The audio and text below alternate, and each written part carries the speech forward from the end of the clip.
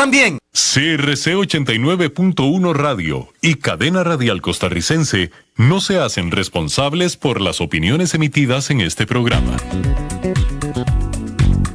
Cada quien cuenta la parte de la historia que le interesa, nosotros no. Bienvenidos a Contexto 360, un programa de análisis, debate y reflexión desde todos los puntos de vista, porque las noticias tienen muchos actores, muchos puntos de vista y muchas formas de analizarlo. Con la conducción de Leonardo Salas, Contexto 360, miércoles 3 de la tarde, solo aquí por CRC 89.1 Radio.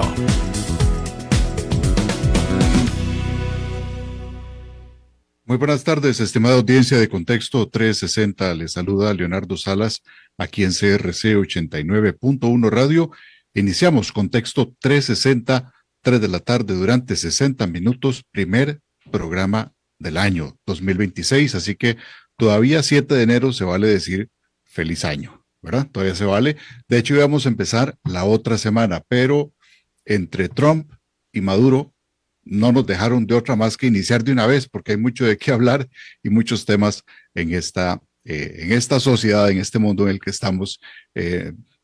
Entre broma y broma uno decía, bueno, 2026 sorpréndeme, y nos sorprendió algunos más que otros, pero efectivamente ha traído cosas de las cuales hoy nos dice que el mundo está más polarizado, y vamos a estar hablando de eso. Recuerden que nos puede sintonizar no solo en nuestra señal de radio en 89.1, sino que también por Facebook Live, YouTube, en diferido, y también en Spotify, y también en vivo en nuestra página crc891.com. Ahí usted se va donde dice en vivo y puede sintonizar lo que estamos acá conversando esta tarde. Y pues bueno, como les digo, empezamos el año con un mundo que uno dice cada vez más polarizado, con autoritarismos, con conflictos geopolíticos, con este tipo de regímenes que siguen siendo la agenda en muchos países. Claramente lo que pasó en Venezuela a inicios de este año, hace poquitos días, pues ha sacudido la región, capturado a Nicolás Maduro, acusado de narcotráfico, de otros cargos internacionales, pero esto no se trata solo de Venezuela. Hoy no venimos aquí solo a hablar de Venezuela, hablamos del panorama global, que está marcado por tensiones entre grandes potencias. No podemos olvidar lo que pasa en Ucrania, en Medio Oriente, el resurgimiento de rivalidades de Estados Unidos, China, Rusia, Irán. Así que bueno, hay mucho de qué hablar, y por eso estamos hoy acá, y como invitada tenemos a Valeria Rodríguez, que ya es pues como de la casa. Decimos que es nuestra embajadora allá en Reino Unido, pero ella es analista internacional, una amplia conocedora de temas de derechos humanos, y que más bien acaba también de terminar sus estudios de posgrado en la Universidad de Exeter en el Reino Unido. Así que, Valeria, feliz año, buenas tardes y muchas gracias de nuevo por estar aquí. Muchas gracias, Leonardo. Feliz año también a toda la audiencia, y muy emocionada por este programa, por volver a estar en la casa y por discutir todos estos temas que nos dicen que la política internacional no descansa, y que mientras nosotros y nosotras estábamos de vacaciones, el mundo seguía girando, aunque quisiéramos ignorarlo. Así es. Y antes de entrar en el detalle de Venezuela, es importante que pongamos en contexto lo que sucede globalmente, Valeria. Algunos datos, por ejemplo, del Índice Global de Estado de Derecho del Proyecto de Justicia Mundial nos reitera que seguimos de manera consecutiva, año tras año, cayendo en el apoyo al Estado de Derecho, y este declive se manifiesta principalmente en América Latina, casos de Nicaragua, Haití, El Salvador y por supuesto Venezuela ocupando el último lugar. El tema clave aquí en este declive incluye el control del poder de gobierno, de la violación de derechos humanos, del deterioro de sistemas de justicia, y como decíamos, un resurgimiento y un recrudecimiento de los conflictos de los cuales ya mencionamos, en Ucrania, en Medio Oriente, etcétera. Y además, antes de tener tu impresión, Valeria, hace 1 año y 2 meses estaba asumiendo Donald Trump en Estados Unidos, en aquel noviembre 2024. Fue un 6 de noviembre. Por eso es que estamos cumpliendo 1 año y 2 meses de eso. con una postura claramente más expansionista. En aquel momento recuerdo en su discurso inicial el tema de la incorporación de Canadá a la Unión Americana, el tema de Groenlandia, el cambio del nombre al Golfo de México, el control del Canal de Panamá. Es decir, a algunos les puede sorprender lo que pasó en Venezuela, pero quizá a otros no. Casi que es una crónica de lo que ya se había anunciado. Así que pues estamos ante un cambio de paradigma, Valeria, en la forma en que los gobiernos y el autoritarismo se consolida su poder. ¿Cuáles son tus explicaciones de todo esta vorágine que estamos viviendo? A mi parecer, sí, a mi parecer hemos venido experimentando un cambio y esto viene no solo desde esta administración de Trump, sino desde la primera administración de Trump, que creo que fue muy relevante para definir el panorama político internacional. Hay algunos cambios, hay algunas continuidades y para mí es importante sobre todo mencionar los cambios en este punto porque tal vez con esa primera administración de Trump, América Latina no se vio tan involucrada a no ser que fuera en temas de migración o en temas de la renegociación del Tratado de Libre Comercio con México y Canadá, pero sí que no había una interferencia directa tan clara en la región como este nuevo gobierno promete hacerla. Entonces, creo que sí, en primer lugar es importante este marco que nos traes de hablar de autoritarismos en lugar de solo el síntoma, que es en este momento Venezuela. El problema es mucho más complejo. Y creo que en ese marco también ha tenido un impacto en cómo se entiende el sistema internacional y la política internacional, porque hay una serie de normas, de reglas, de instituciones que fueron creadas desde la Segunda Guerra Mundial, lo que llamamos el orden liberal internacional, que en este momento está en crisis, que en este momento se pone en duda y que ante este auge de los autoritarismos y de tendencias de extrema derecha que ponen en cuestión esas reglas del juego, entonces eso se traduce en cómo se gobierna el sistema internacional y en qué tanto ciertos estados recurren a estas instituciones y a estas normas para defender sus intereses. Y con esto no quiero decir que la ONU o que el multilateralismo ha sido siempre una respuesta efectiva y que el derecho internacional ha venido sirviendo durante las últimas décadas para responder ante todas estas amenazas. A ver, no es la primera invasión que experimentamos en este siglo, por supuesto, pero sí que al menos en ese sistema liberal internacional los estados recurrían a las instituciones al menos para legitimar esos intereses o para justificar esas intervenciones. Y ahora lo que vemos es algo completamente distinto, es renegar, incluso desfinanciar esas instituciones, boicotearlas y no incluirlas como parte de ese plan o esa estrategia política.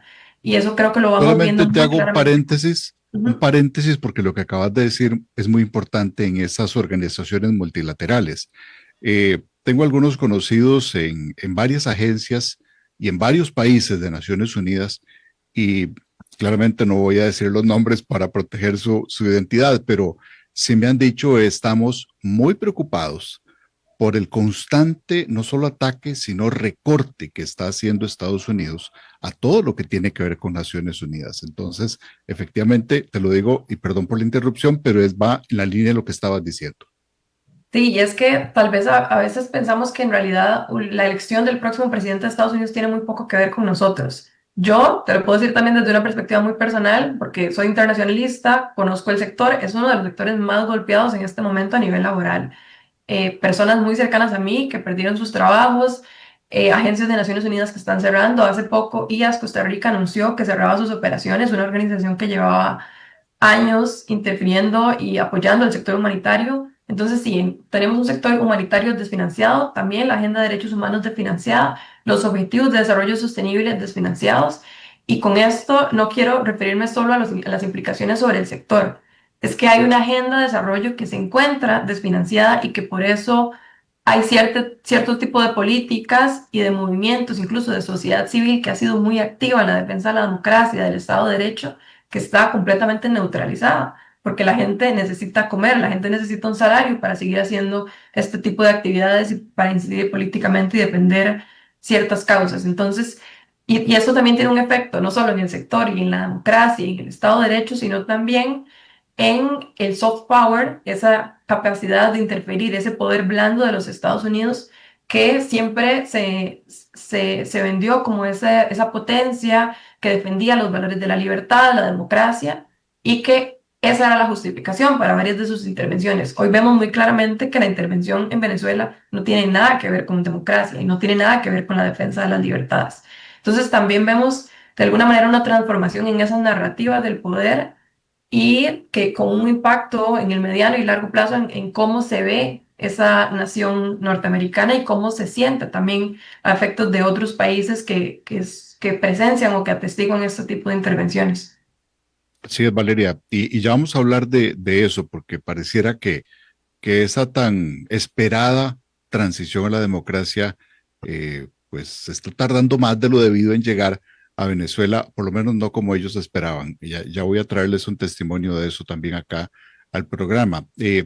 Antes de pasar ahí, sigamos con el tema global, Valeria. Podemos decir que estamos viviendo una especie de un nuevo ciclo de Guerra Fría, pero con actores como el narcotráfico, con las tensiones económicas, como los nuevos frentes de batalla y un poco jugando al bueno y al malo, ¿verdad? O sea, si no estás conmigo, estás contra mí y el que no toma bando a favor de, pues se vuelve el enemigo.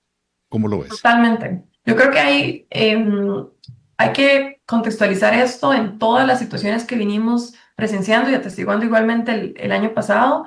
Yo creo que a veces las personas piensan que tiene que llegar a una tercera guerra mundial o un armagedón nuclear para que las cosas cambien.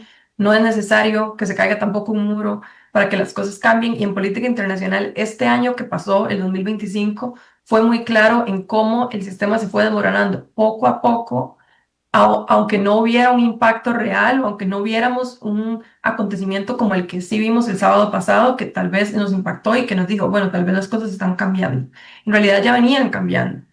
Y yo creo que hay un concepto que nos permite mucho explicar este nuevo sistema de poder, que es el concepto de colusión entre potencias. Y es cuando las potencias, de alguna manera, brincándose todas esas reglas del juego, negocian sus esferas de poder. Entonces, yo te doy esta parte del mundo a cambio de que vos me dejes esta otra. Yo te acepto que violes el derecho internacional en Ucrania si vos no tocas mis intereses en el Mar Caribe. Y yo creo que eso es algo que tiene que ver bastante con la mentalidad de Donald Trump, pero además con el tipo de doctrina de seguridad nacional y de política exterior que viene promoviendo. Una mentalidad más de un multimillonario que se encarga de los negocios, que no necesariamente entiende la política exterior como históricamente lo hizo el Departamento de Estado de los Estados Unidos o sus agencias de inteligencia, sino que viene a transformar cómo esta es entendida. Entonces, un ejemplo muy claro de esto es Ucrania, si querés que te defienda, necesito que pagues por ello, que pagues la factura. Ya no hay una coalición o un sistema de cooperación en el que Estados Unidos ve amenazados sus intereses, sino que si necesitas ayuda, esto es una transacción y necesito algo de vuelta, un poco esa mentalidad de negocios. Y sí que creo que eso ha provocado un montón de transformaciones en cómo se entiende la cooperación internacional y las relaciones internacionales.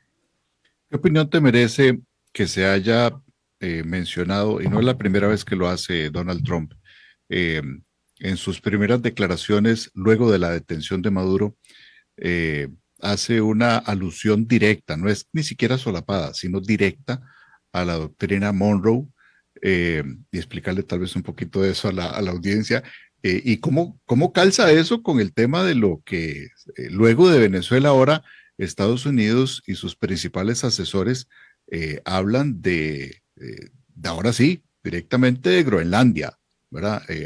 Para hacerse ese territorio bueno, que según el derecho internacional y demás, le pertenece a Dinamarca. Entonces, también una impresión tuya sobre ese tema. Claro que sí, tal vez empecemos con el tema de la doctrina Monroe. Esta doctrina es una doctrina de inicios del siglo XIX, proclamada por un presidente estadounidense, James Monroe, y era una doctrina que nace en un contexto de descolonización. Entonces, estados que se van independizando alrededor de todas las Américas y en donde Estados Unidos defendía el derecho a la independencia de esas jóvenes naciones, pero a la vez la reclamaba para sí mismo, como parte de su esfera de influencia. Entonces, la doctrina proponía que Monroe no iba a intervenir en la expansión occidental, pero sí, siempre y cuando no tocaran ese patio trasero, que era la forma en como peyorativamente se le llamaba a la región de América Latina, que era el entorno más inmediato de los Estados Unidos. Es interesante que aunque esta doctrina tenga que ver sobre todo con América Latina en ese contexto, si nos vamos a la estrategia de seguridad nacional estadounidense, nos deja muy claro que lo que se busca es proteger aquellos territorios que circundan a los Estados Unidos. Groenlandia es uno de ellos, América Latina, por supuesto, también, el Mar Caribe, también Asia-Pacífico, y ahí entonces menciona el papel de ciertos estados que se espera brinden sus apoyos para proteger la seguridad nacional estadounidense, como Australia, Japón, Corea del Sur. Entonces, es una doctrina que en este momento deja de priorizar, y es muy interesante también que este documento de seguridad nacional dice, Medio Oriente ya no es la prioridad, durante muchos años lo fue, ahora se han garantizado ciertas condiciones. En África es, si acaso, unos 3 o 4 párrafos este documento, la referencia a cuál es la estrategia respecto de África, y se habla de minerales y se habla de manera muy general, pero cuando hablamos de América Latina ya vuelve a tomar prioridad. Entonces, esto tal vez nos llegó como un balde de agua fría, pero esta doctrina Monroe, que le llaman la doctrina Monroe por Donald Trump, ya había sido anunciada desde finales del año pasado en este documento de seguridad nacional.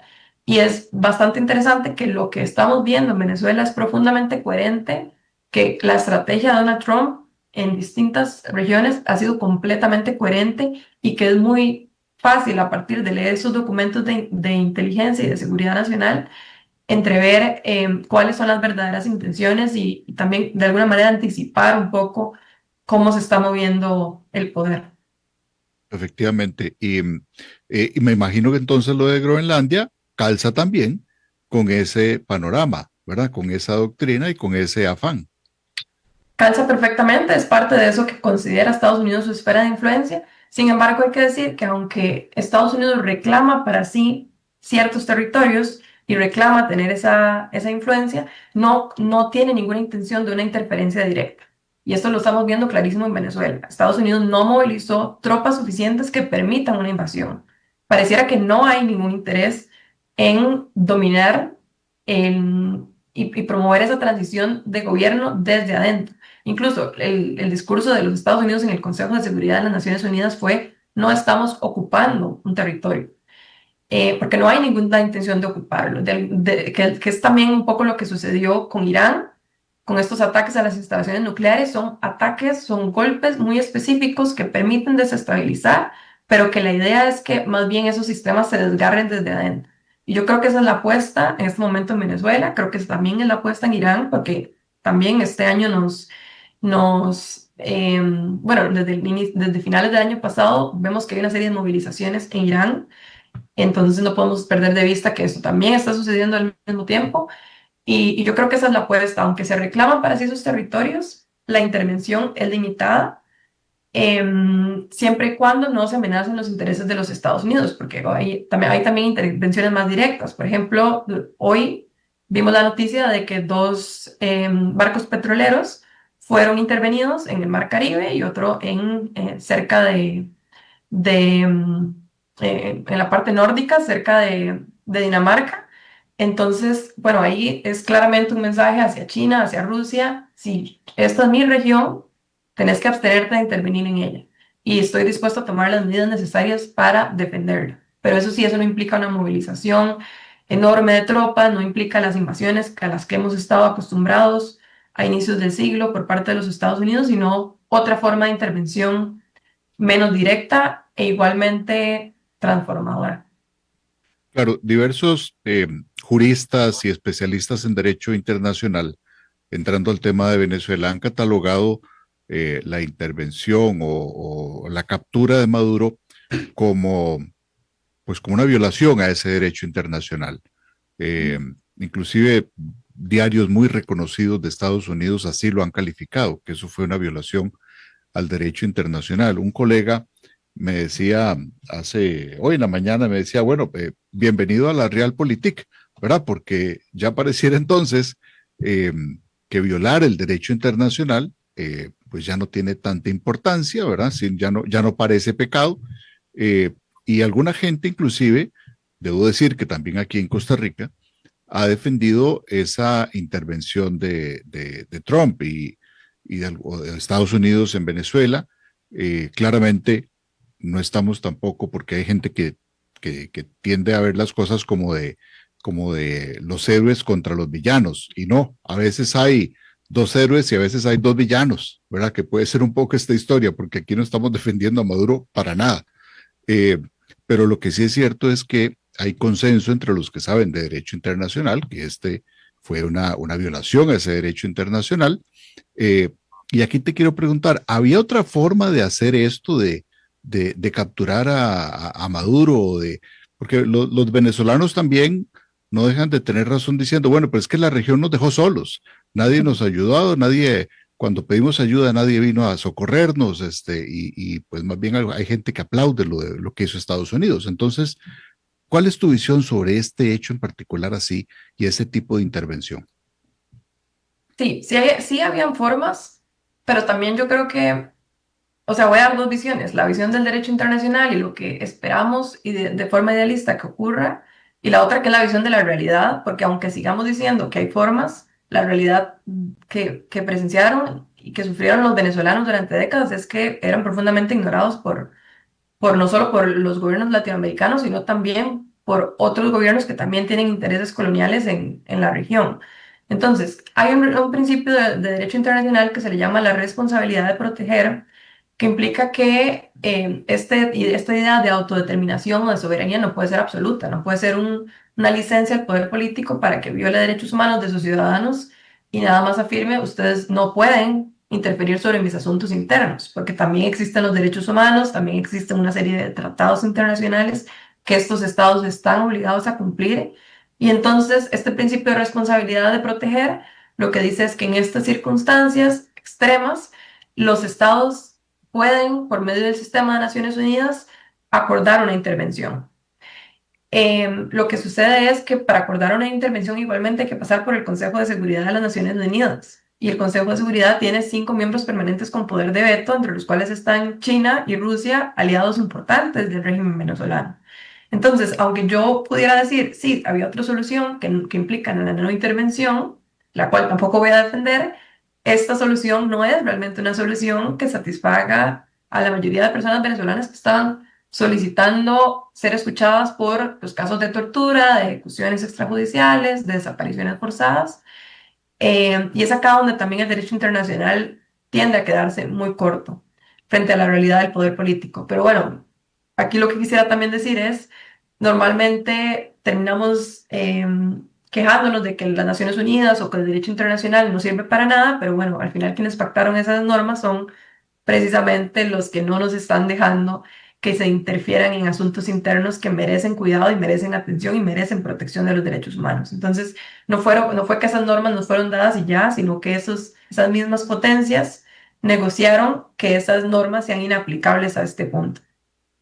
Efectivamente, y sí, claro, hay mucho que decir del tema de Venezuela, pues donde también tengo buenos amigos, algunos tuvieron que salir, otros siguen allá, inclusive uno de los líderes de oposición, y esto casi nadie lo sabe, hoy lo voy a revelar aquí, pero uno de los líderes de oposición, que se llama Juan Pablo Guanipa, él estaba a punto de atender una entrevista con nosotros el año pasado aquí en Contexto 360.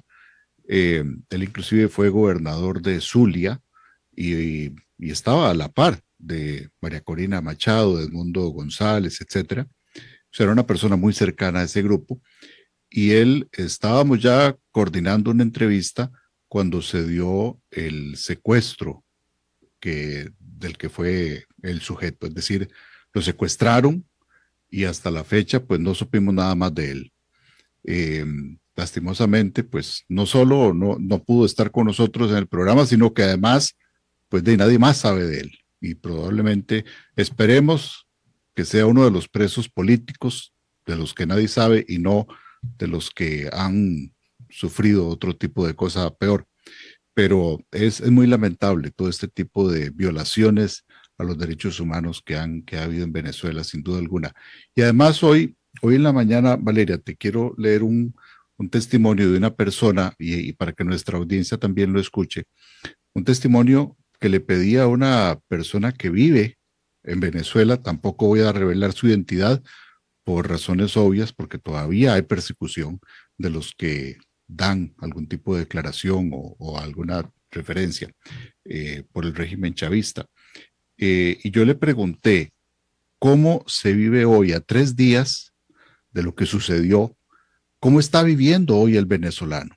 O sea, cuáles son sus esperanzas, sus anhelos, sus inquietudes. Y esta fue la respuesta. Me dice, don Leo, acá los medios de comunicación no informan nada. Nos enteramos gracias a ustedes, a las personas que están por fuera del país, que nos mandan mensajes de WhatsApp o enlaces de redes sociales. Hay una calma que perturba, mucho silencio en las calles. Todo se está retomando como si nada pasó. Las jornadas laborales, el transporte y demás.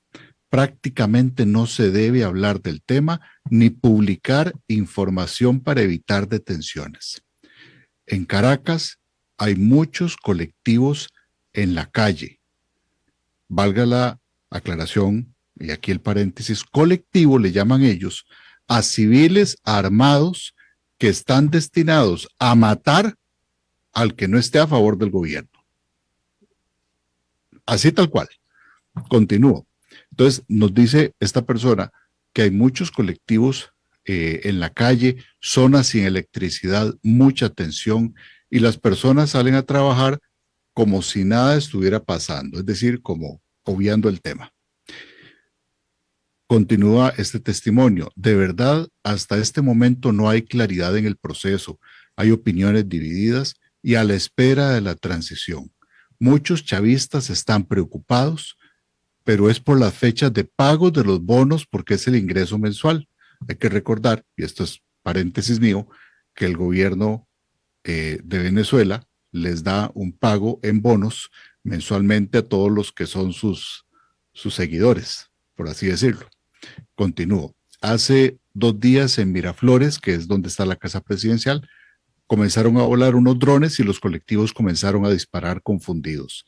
Es una situación que genera incertidumbre y al mismo tiempo fe y esperanza que dio inicio a una nueva etapa de esta historia después de 28 años. Bueno, este es el testimonio de una persona que está hoy viviendo ahí directamente en Venezuela. Es un testimonio que recogí hoy en la mañana. Y pues, por supuesto, Valeria, me interesaría mucho tu impresión de esto que te acabo de leer. Yo creo que esa quizá para mí es la parte más importante de la política internacional, como no dejar de darse cuenta de que lo que estamos hablando no es algo abstracto o algo académico o pura teoría, sino de la vida de la gente y de cómo están impactando estos cambios a la población. Y yo creo que una fuente muy útil para irse hay un informe de la Comisión Interamericana de Derechos Humanos que habla de graves violaciones a los derechos humanos en el contexto electoral y que precisamente narra cómo esa represión y esa intimidación, especialmente en el contexto electoral, impidió no solo que la oposición no pudiera, por medio de ciertas candidaturas, como Corina Machado, no pudiera inscribirse en el proceso, sino que la represión, la tortura, mecanismos como las desapariciones forzadas de corta duración y los secuestros, son medidas intimidatorias que hacen que hoy el ambiente esté como está. O sea, hoy el ambiente en Venezuela está tranquilo y las calles están, al parecer, sin movilizarse, no porque la gente no quiera hacerlo, sino porque décadas han impuesto ese silencio absoluto sobre la oposición y sobre la capacidad de movilización de partidos que incluso también se consideran de izquierda. O sea, lo que quiero decir es, este no es un asunto de izquierdas o de derechas tampoco. El Partido Comunista Venezolano también ha venido siendo crítico y ha venido experimentando persecución política. Entonces es sumamente denso y es algo que no se puede ignorar de esta dimensión que en medio de el intervencionismo, en medio de estados pactando, en medio de un Consejo de Seguridad que no se mueve, está toda la población civil con igual necesidades económicas, experimentando una inflación considerable, con medidas y sanciones que le afectan directamente y sin poder ejercer sus derechos políticos. Entonces, todo eso no sucede en abstracto. El auge de los extremismos, de esta intervención militar y estas doctrinas, al final tienen efectos sobre el día a día de las personas Y como lo ha venido señalando el sistema interamericano, hay una innegable interrelación entre el Estado de Derecho, la democracia y los derechos humanos, y tienen que coexistir entre sí porque sin una básicamente no hay la otra. El gobierno chavista de Venezuela, Valeria, ha estado con aliados como por ejemplo con China, con Rusia. ¿Te extraña o no el silencio de estas dos potencias sobre lo sucedido con Venezuela? No me extraña, porque en realidad al contrario que los Estados Unidos, que han utilizado este orden liberal internacional para legitimar sus intereses, estas potencias normalmente no utilizan estas narrativas para vincularse con otros estados. Esa no es necesariamente la forma en la que China se vincula, no le interesa si el régimen es democrático o no. De hecho, Estados Unidos ahora dice lo mismo en sus documentos de seguridad nacional, no interesa a menos que sea en un país que históricamente ha sido aliado con la democracia o de nuestro hemisferio. Pero bueno, son potencias que se enlazan y directamente admiten que es por intereses económicos o políticos y de otro carácter. Lo que sí llama mucho la atención es cuando utilizan el discurso del derecho internacional a pesar de sus contradicciones, como por ejemplo Rusia en el Consejo de Seguridad, hablando del respeto al derecho internacional y a la legalidad y a la no interferencia en asuntos externos cuando lleva una invasión en Ucrania de larga data, en la que obviamente Rusia está infringiendo exactamente las mismas normas que ahora reclama. Pero eso es, creo, como algo más bien accesorio a la forma en la que normalmente estas potencias se comportan. Estas potencias no les interesa realmente si el régimen protege o no los derechos humanos, sino básicamente perseguir sus intereses y hacia ahí va, que creo que al final es lo que Estados Unidos siempre ha venido haciendo, pero menos abiertamente. Y ahora hay una posición un poco más voraz, una posición menos avergonzada y más directa sobre sus intenciones reales en la política exterior del mundo, frente al mundo. Claro. Valeria, ¿qué te parece que puede causar esta situación de Venezuela en otros países?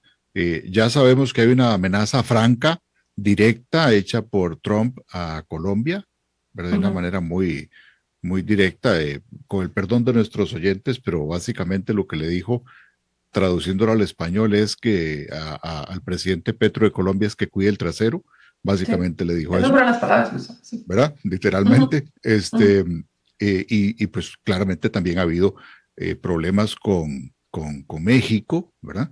Entonces, pero algunos dicen, bueno, debería estar, sobre todo por las declaraciones de Marco Rubio, debería estar preocupada Cuba, debería estar preocupada Nicaragua. ¿Cómo ves también las repercusiones de esta situación de Venezuela en otros países de la región? Porque ya sabemos del impacto que ha tenido Venezuela en temas de lo que ha sido el narcotráfico, la corrupción, la migración, ¿verdad? Y todo esto en este mundo en el que estamos viviendo, no solo de autoritarismo, sino de desinformación también. Yo creo que la tónica desde la llegada de este segundo mandato de Donald Trump es alineación, no necesariamente ideológica, eso al parecer no importa, y eso lo estamos viendo en Venezuela, pero sí alineación con las cosas que que el gobierno estadounidense vaya a pedir, sea en materia migratoria, sea en materia económica, comercial, y en materia de defensa. Entonces sí que están viendo un mensaje muy claro para la región. Eso no necesariamente implica intervención, porque nuevamente para ver cambios en política internacional no tiene que haber un golpe de poder duro. La intervención también puede suceder de otras formas y es lo que creo que, o lo que considero que Estados Unidos está apostando en Venezuela en este momento. No es un cambio de régimen, es simplemente una alineación a aquello que el gobierno estadounidense considera prioritario, que es en este momento el petróleo y la provisión de recursos energéticos y el apoyo y la colaboración. Entonces creo que sí que está enviando un mensaje muy claro a la región y queda por ver la respuesta de la región, porque varios estados se abstuvieron de condenar lo que es claramente una violación al derecho internacional. Y aquí no solo hablo de la América Latina, en Europa también. Creo que muchos estados europeos están entre la espada y la pared, entre tener que respaldar a Dinamarca en la defensa de Groenlandia y que la condena de lo realizado en Venezuela, de alguna manera les pongan también entre la espada y la pared frente a Ucrania y frente a Dinamarca. O sea, al final tienen que decidir si respetan o deciden respetar el derecho internacional a nivel discursivo o les afecta directamente con la realidad del poder. Entonces también la región creo que debería estar pactando coordinadamente una respuesta porque sí que nos afecta. Y esa respuesta tiene que ser sobre la base de los mejores intereses de la región, también creo de la defensa del derecho internacional, que es lo que nos ha caracterizado, pero que tiene que ser una respuesta estratégica y realista frente a la realidad del poder que tenemos aquí enfrente. Claro, es una muy delgada línea de, de lo que la diplomacia o lo que estamos acostumbrados a la diplomacia y el derecho internacional, lo que se está jugando hoy. Y aquí no puedo dejar de lado el tema de Costa Rica, ¿verdad? Porque tradicionalmente hemos sido un país que ha llamado a la prudencia, a la paz, al diálogo, pues eso, al establecimiento de relaciones basadas en el derecho internacional y con el famoso y muy aclamado tema de la neutralidad, eh, cosa que parece que ya hemos olvidado, por lo menos con este gobierno. Entonces, ¿cómo ves eso también? Sí, totalmente. Y en realidad aquí hay algo también interesante que hay que mencionar y es una sentencia reciente de la Sala Constitucional sobre el tema de la neutralidad perpetua, porque hubo un recurso afirmando que el hecho de que Costa Rica condenara la invasión en Ucrania implica que Costa Rica estaba tomando partido. La Sala Constitucional dijo claramente no es así. Claramente cuando hay una violación al derecho internacional como esta, una violación expresa a la Carta de las Naciones Unidas, Costa Rica debería defender el derecho a la autodeterminación. Entonces, esta proclama de neutralidad no nos limita para hacer exigencias o para redactar comunicados que efectivamente sean congruentes con nuestros principios de política exterior. Creo que el comunicado de Costa Rica fue, no estuvo tan limitado como el comunicado de Panamá, por ejemplo, o comunicados que se abstuvieron, como el comunicado de Argentina, que directamente apoyó el gobierno de Donald Trump por la acción que realizó. Creo que tampoco fue, obviamente, una condena explícita al derrocamiento del gobierno de Maduro, creo que por obvias razones, em, ideológicas también del gobierno de Costa Rica, pero creo que en este momento lo que nos corresponde es la defensa del multilateralismo y apostar por las instancias que ya sabemos que deberían estar respondiendo. Por ejemplo, el Consejo Permanente de la OEA y este tratado que se firma en el marco de la OEA, que implica que el ataque o la agresión contra un Estado también se considerará un ataque contra otros estados y que ante esto los estados deben de responder. Ese Consejo Permanente debería ser un llamamiento. Y eso no implica que Costa Rica sea el único que se arriesgue a reclamar algo, sino que Costa Rica sea consecuente, al menos discursivamente, en las instancias multilaterales a las que normalmente se ha acostumbrado y que ciertamente nos sirven para defender nuestra integridad territorial y para el hermanamiento con otras naciones. Claro, bueno, pues hemos estado conversando hoy aquí en Contexto 360 con Valeria Rodríguez sobre el tema de autoritarismos y los diferentes elementos de la geopolítica que estamos viviendo hoy en el mundo. Hemos pasado de una visión más global y recorrimos un poco el tema de Latinoamérica, el tema de, por supuesto, de lo que ha sucedido en Venezuela, eh, con pues la intervención de Estados Unidos donde llevó hasta Nueva York a Maduro. Eh, pero ahora es importante que también, Valeria, hablemos, y ya que lo hemos mencionado, el tema de Costa Rica en este escenario, porque estamos a menos de un mes, a pocas semanas de las elecciones, eh, y de fondo, alguno podría pensar, bueno, esto no tiene nada que ver con nosotros o no tiene nada que ver con las elecciones. Y yo creo que no es tan así, porque tenemos una influencia muy grande de Estados Unidos en la región, en Costa Rica, sin lugar a dudas, y eso no se puede desconocer. Pero adicionalmente, los problemas con los cuales se acusa a Maduro tienen que ver con narcotráfico, con terrorismo, pero además tiene que ver con lo que nos está aquejando a nosotros hoy, que pasa mucho por el tema de ese crimen organizado ligado a células de narcotráfico que están no solo pululando, sino que deambulando en nuestro país, y eso tampoco vamos a negarlo, no se puede tapar el sol con un dedo. Claramente estamos acercándonos a un tipo de narcoestado. Ya hay zonas en nuestro país dominadas por el narcotráfico, donde el Estado no llega a esos territorios, ya eso está pasando, y no estoy diciendo nada nuevo, ya esto está saliendo en todas las noticias durante muchos meses, así que no sorprendo a nadie con esto. Pero estos problemas, Valeria, se parecen mucho a lo que está viviendo otros países latinoamericanos, y no es la primera vez que, faltando pocos días para una elección, y recuerdo que esto sucedió, por ejemplo, en Honduras y en otros casos, aparece Estados Unidos lanzando algún tipo de señal de por dónde debería irse el electorado. Yo espero, tal vez cajita blanca para mí, pero espero que eso no suceda en el caso de Costa Rica. Lo que sí es cierto es que lo que está pasando con estos autoritarismos, con la intervención, con lo que estamos viviendo, los síntomas de inseguridad, de crimen organizado, de narcotráfico, es un tema para preocuparnos de cara a las elecciones que vienen.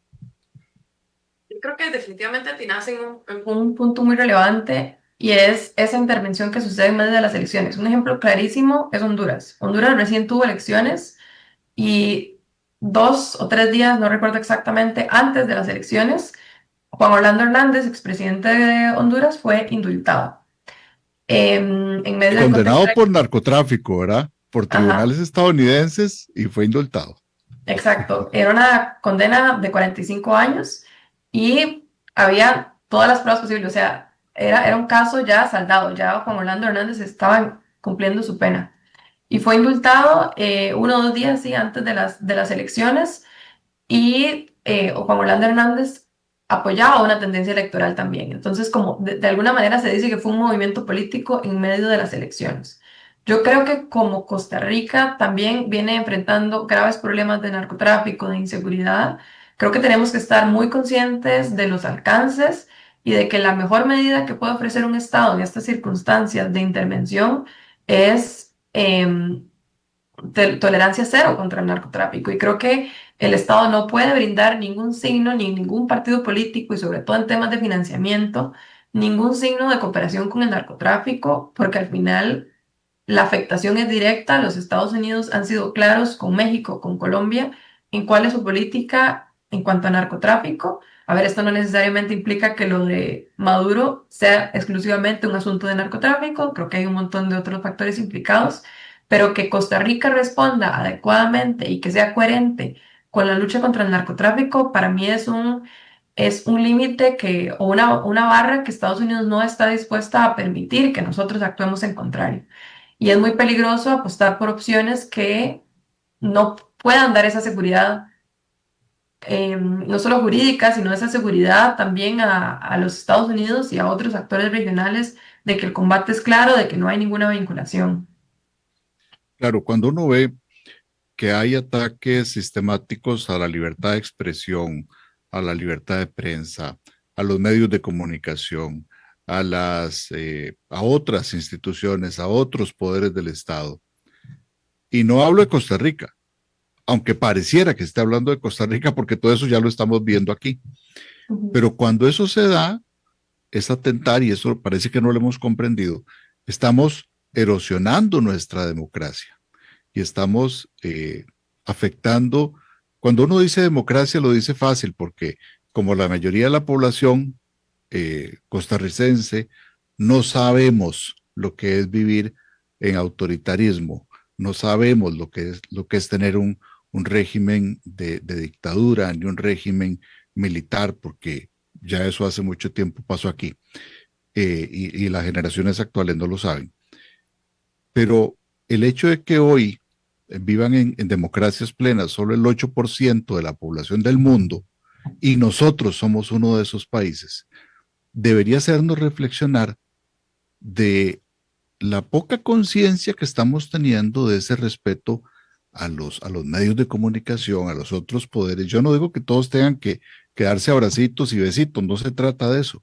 Se trata de respetar el papel de cada poder. Para eso es un poder constitucionalmente establecido, para poder jugar con esos pesos y contrapesos en la democracia.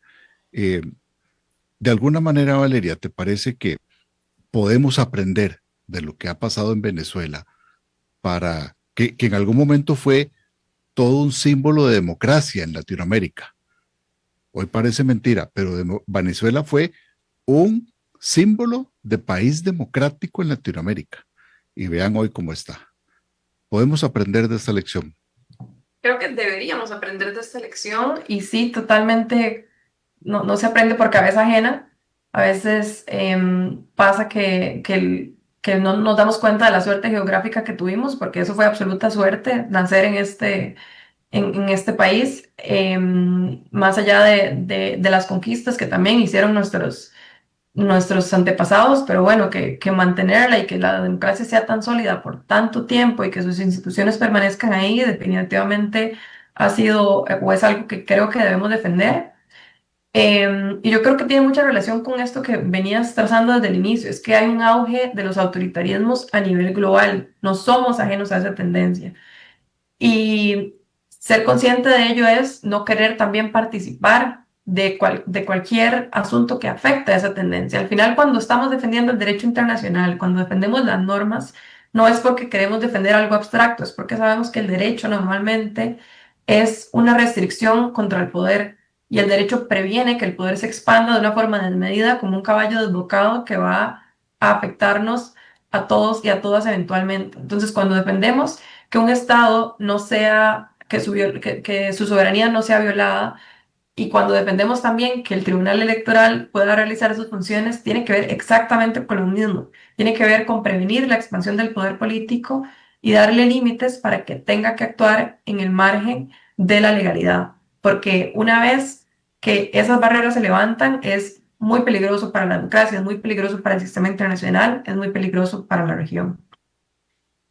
Y viendo el tema de Venezuela y en relación al tema de la democracia, creo que, y lo mencionaste, Valeria, creo que el tema de la intervención de Estados Unidos en Venezuela no es por la democracia. Y eso creo que puede ser eh, digámoslo así, un trago muy agridulce para el venezolano, porque lo primero que está controlando Estados Unidos es el tema petrolero, pero por lo demás no hay avances o no hay alguna señal clara de retomar la democracia.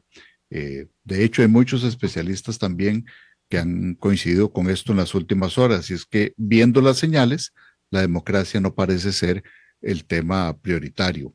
Y ya me dijiste que coincidías con eso también, ¿no es cierto? Totalmente. Creo que a veces los golpes simbólicos tienden a confundir mucho porque lo que estamos viendo solo fue una decapitación de un líder, de un régimen autoritario, de un líder autoritario, pero no estamos viendo un cambio de régimen. Está lejísimo de ser un cambio de régimen, la continuidad está trazada o al menos no tenemos perspectivas de que esto llegue a cambiar y de que esta transición que habla el gobierno de Donald Trump efectivamente está pasando. Lo que Donald Trump ha sido claro en decir es administraremos y cooperaremos con el gobierno actual y con la nueva presidenta, con Delcy Rodríguez. Entonces pareciera que hay una continuidad. Podemos anticipar que tal vez lo que se quiere es un quiebre a lo interno, porque el hecho de que Delcy Rodríguez esté dispuesta a cooperar con los Estados Unidos es un golpe ideológico muy fuerte para sus seguidores, es un golpe muy fuerte para el ejército y para los principios bolivarianos, porque en realidad ese proyecto político se ha sostenido en parte por la crítica al imperialismo, por la crítica a las sanciones y una cooperación ahora con ese enemigo que vino criticando no necesariamente va a ser bien visto entre las filas del ejército o entre los principales liderazgos del PSV. Pero bueno, yo considero que lo que tenemos en vista y lo que tenemos claro es que en este momento hay una continuidad en Venezuela y que hasta que el gobierno de Donald Trump no designe instrucciones más claras sobre un posible cambio de régimen o presente posibilidades por una nueva elección, tenemos exactamente lo mismo. Entonces, El tema acá más importante nunca fue la democracia, fue definitivamente un asunto de recursos energéticos y al parecer el gobierno actual está dispuesto a cooperar con los Estados Unidos para proveer esos servicios energéticos. Tal vez más que está dispuesto, está obligado a, porque la otra alternativa es simplemente la caída. Y ese Lo que pasa en Venezuela es ya casi de una serie de streaming y habrá que seguir todos los días viendo a ver qué sucede porque todos los días pasa algo nuevo. Valery, para ir finalizando, dada tu amplia visión y en el contexto internacional en que te desenvolves sobre los autoritarismos, ya bien dijiste que esto es una tendencia que está en el mundo. Hoy está esa tendencia y está en auge. ¿A qué cosas deberíamos estar atentos en Costa Rica para evitar dejarnos llevar por esa tendencia? ¿Qué son esos signos, esas señales, esos síntomas a los cuales debemos tenerle cuidado?